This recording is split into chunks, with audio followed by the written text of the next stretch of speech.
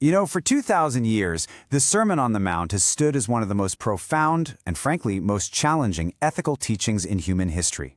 It's inspired giants like Gandhi and Martin Luther King Jr., yet it has also baffled people with demands that seem, well, utterly impossible to meet. So what exactly is going on in this radical manifesto, and how are we supposed to live it? Okay, so here's our game plan. First, we're going to unpack why this was such a radical manifesto in its day. Then, we'll dive right into those infamous, impossible demands. After that, we'll explore how thinkers throughout history have wrestled with them, see if there's a practical ethic we can pull out for today, and we'll wrap up with the big question that this sermon leaves us with.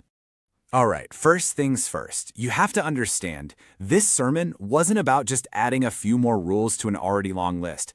No, this was a revolutionary call to completely redefine what it means to be a good person. It was a massive shift in focus, away from just following external laws to cultivating an internal righteousness, something that comes from the heart. And boom, right out of the gate, Jesus sets this incredibly high bar. You have to remember the Pharisees were seen as the most devout, the most meticulous, the most righteous people around. So for the crowd hearing this, the idea that their own righteousness had to exceed that was absolutely shocking. He's basically saying that just checking all the right boxes isn't going to cut it. So this is the crucial part. This new standard of righteousness isn't about scoring points on some kind of moral report card. It's about the quality of our connections.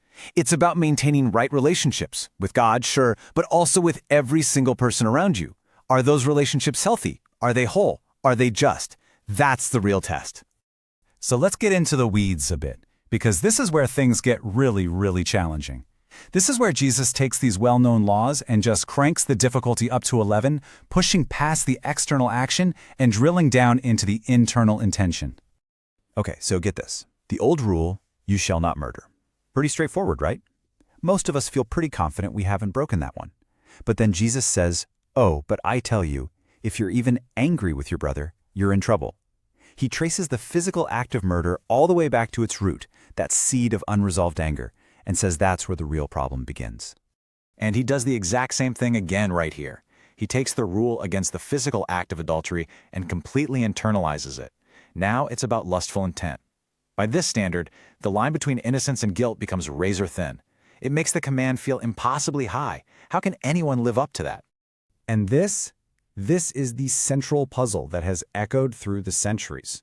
I mean, if no one can perfectly control every angry impulse or every fleeting thought, then what's the point of these commands? It's a fantastic question, and it has led to some absolutely fascinating interpretations over the years. So, how have theologians and thinkers tried to bridge this massive gap between the sermon's radical ethic and the messy reality of human life? Let's take a look at some of the major ways people have tried to make sense of it all. As you can see, the way people have looked at this has evolved like crazy. At first, it was pretty much a straightforward how-to guide for Christians. Then you get thinkers like Aquinas who suggested a kind of two-tiered system, basic rules for everybody, and these councils of perfection for the super devout clergy. The Reformers saw it more as a mirror to show us how sinful we are and why we desperately need God's grace. Later, it was seen less as literal rules and more as a way to shape our inner character. And some even thought it was just a temporary ethic for a world they believed was about to end. And this table really boils it all down into four main schools of thought. Is it an impossible ideal meant to show us we need divine help? Is it a temporary guide for an apocalyptic age? Is it a call to shape our inner attitudes rather than just a list of rules? Or is it meant to be obeyed literally no matter what it costs you? Each one of these approaches has huge implications for how you actually live your life. But what if we've been looking at this whole thing kind of backwards? What if the point isn't just about prohibiting bad things, but about actively prescribing a practical way to create good things? Okay, this is where the theologian Glenn Stassen comes in with a really brilliant insight. He saw this three-part pattern. Jesus starts with the traditional rule, right? Like, don't murder. Then he diagnoses the vicious cycle that leads to it, in this case, anger. But, and this is the absolute key, he doesn't just stop there. He gives a transforming initiative, a practical, proactive step to break that cycle. Here, it's go and be reconciled. This totally reframes the sermon from a list of impossible don'ts into a practical guide of do's. So when you look at it this way, the whole thing becomes this incredibly practical guide. Instead of just trying not to be angry, you actively work to settle disputes quickly. Instead of just trying to avoid adultery, you actively focus on cultivating a pure thought life. It transforms the sermon into a practical guide for ethical living, for leadership, for stuff we can actually apply every single day. Which brings us right back to the central tension of this whole thing. What is it ultimately asking from us? Maybe the reason the Sermon on the Mount is so timeless is precisely because it doesn't give us easy answers.